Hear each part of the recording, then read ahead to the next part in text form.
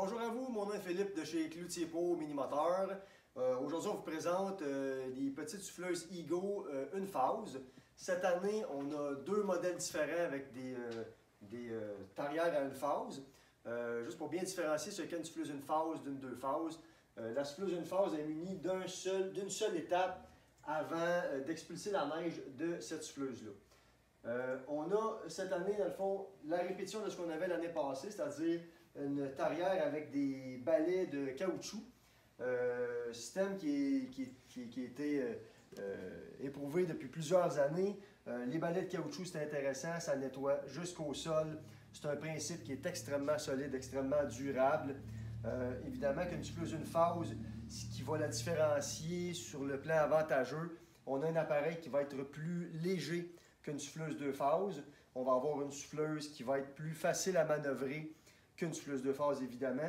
Une souffleuse qui est zéro entretien. Il n'y a évidemment pas de boulon de sécurité au niveau de la tarière.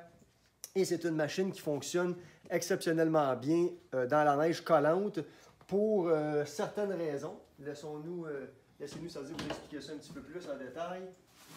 Une machine comme celle-ci, on a évidemment un rotor comme vous le voyez, une pelleteuse. Ce rotor-là est fabriqué pour vraiment capturer la neige.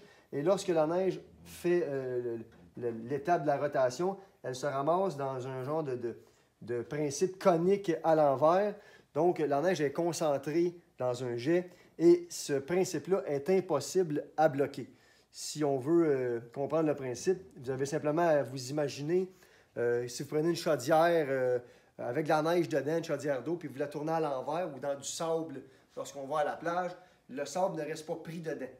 Une souffleuse deux phases, c'est souvent monté avec des cylindres au niveau de l'expulsion de la neige. Bref, ce principe-là est beaucoup plus efficace dans une neige collante, ça cherche moins à bloquer.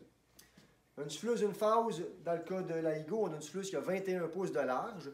C'est une machine qui, dans la plupart des conditions, on va avancer presque aussi rapidement qu'une souffleuse deux phases, mais on va avoir beaucoup plus de manœuvrabilité. On va être en mesure de reculer beaucoup plus rapidement, ce qui fait que dans certaines conditions de neige, c'est aussi rapide, voire même plus rapide qu'une souffleuse deux phases. Évidemment que ce n'est pas le cas tout le temps, mais il ne faut pas mettre de côté cet appareil-là. La souffleuse qu'on a ici est montée quand même avec une belle robustesse, châssis de métal. On a des rotors vraiment avec des bonnes pièces métalliques. Le balai de caoutchouc, c'est franchement solide. On a une mécanique très simple, donc un moteur électrique et une courroie sur le côté pour actionner le fameux rotor. On a une souffleuse qui va lancer jusqu'à une distance très réaliste de 35 pieds. Bon, ça évidemment, c'est dans des bonnes conditions, mais la différence de distance de projection, que ce soit des conditions faciles ou difficiles, n'est pas très grande.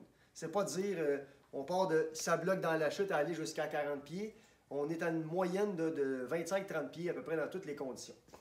On a un appareil qui est équipé d'une chute à distance.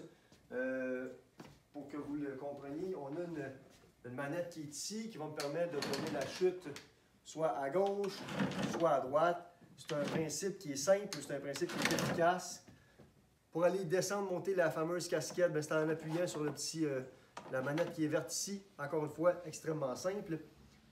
Dans le cas de la souffleuse une phase avec palette de caoutchouc, on a différentes versions, mais la version qu'on vend le plus fréquemment est équipée de deux batteries de 5 ampères-heure.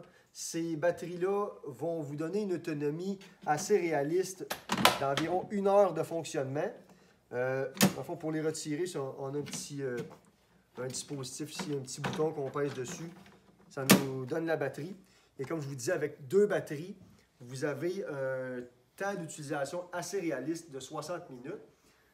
Il faut vraiment comprendre que le temps d'utilisation, c'est vraiment le temps d'utilisation qu'on travaille avec la souffleuse. Si vous dites, moi chez nous, ça me prend 1 heure faire mon travail, mais on sait très bien que vous n'êtes pas 1 heure derrière la souffleuse. Il y a sûrement un moment que vous passez l'appel, que vous devez vous déplacer. Cet appareil-là va donc souvent être en mesure de travailler, on parle souvent de 1h30 à 2 heures d'ouvrage.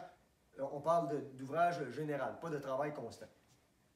Les manchons de cette souffleuse-là se replient aussi facilement que ça. Donc, on a une première poignée ici. On en a une deuxième de l'autre côté. Et là, ben, je peux plier la chute, le manchon, c'est-à-dire comme ça. Donc, si on veut la transporter, si on veut l'entreposer, c'est aussi facile que ce que vous voyez là.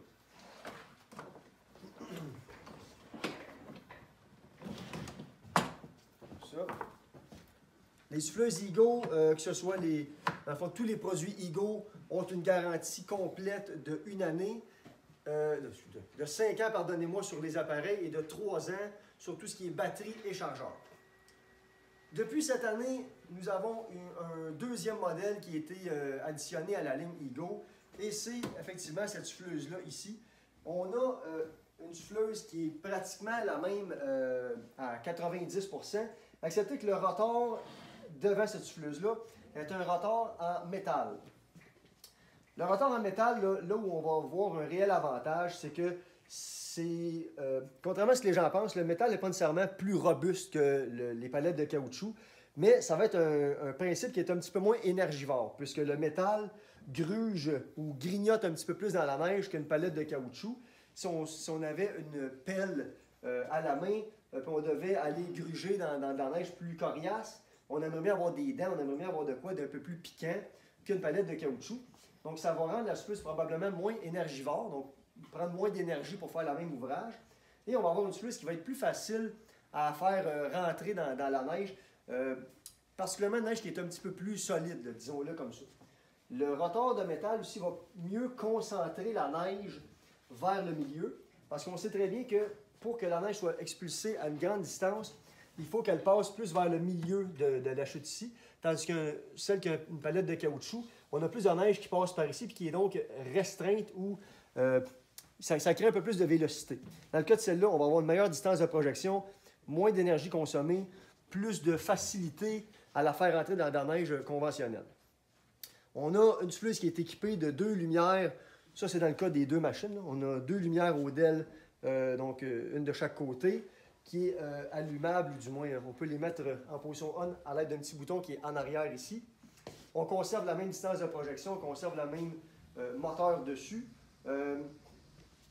Pour vous l'avoir fonctionné, là, dans le cas de celle-ci, on va avoir, je devrais pas dire dans le cas de celle-ci, dans le cas des deux, on a un potentiomètre qui va nous permettre de varier la vitesse de rotation du rotor, c'est-à-dire que je peux l'utiliser avec une distance de projection un petit peu inférieure.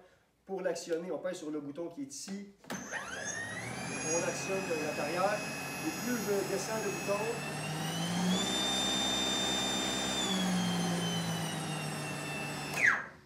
plus ça va tourner. C'est vrai qu'on n'a pas tout le temps besoin d'utiliser ça au maximum parce qu'on n'a pas nécessairement tout le temps besoin de lancer à 40 pieds. Donc, ça nous donne l'avantage de pouvoir gérer ça avec ce système-là ici. On conserve notre chute à distance, c'est-à-dire à la fois pour la tourner, pour la descendre. Dans le cas de la souffleuse SNT 2114, donc celle qui vient avec le rotor de métal, on a 2 batteries de 7,5 ampères. Vous allez avoir donc une souffleuse qui a, grosso modo, 30% plus d'autonomie que celle qui a un rotor de caoutchouc. Les batteries de 7,5 ampères ont donc 420 Wh au lieu de 280. On en a 2. Ces souffleuses-là viennent aussi avec un chargeur de 550 watts. Donc, recharger une batterie, si elle est complètement vide, on va parler d'un temps de charge d'environ 1 heure.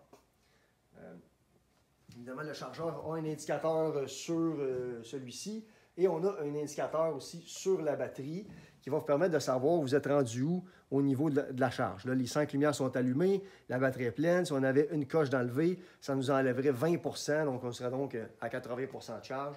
C'est intéressant de le savoir, mais c'est tout, ça vient avec la batterie, là, évidemment, ce n'est pas une option.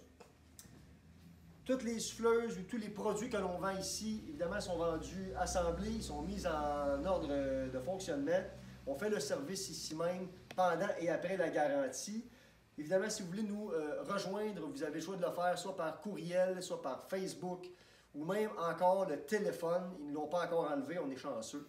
Donc, n'hésitez pas si vous avez besoin de plus d'informations à nous contacter ou encore si vous voulez simplement, si vous avez une curiosité un peu plus piquante. Donc, on attend vos commentaires et n'hésitez pas à vous abonner à notre page Facebook et YouTube. Merci beaucoup.